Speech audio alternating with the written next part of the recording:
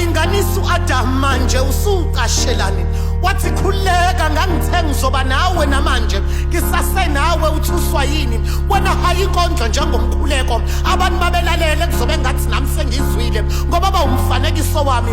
hawu kodwa Nkosi yami wasuyibusa kangaka inhliziyo yami noma mhlawumbe sengizofa wathi lutho sekufika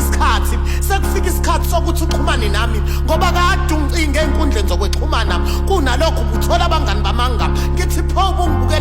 ubungibukelani ngehlane buka inhliziyo yami sivuleke kangakanani ngokuzama ukukhipha abangani bamanga empilweni yami inhliziyo yami siphuke kakhulu wathi khuleka bengisazama ukukhombisa ukuthi uSathane akayithandi kangakanani into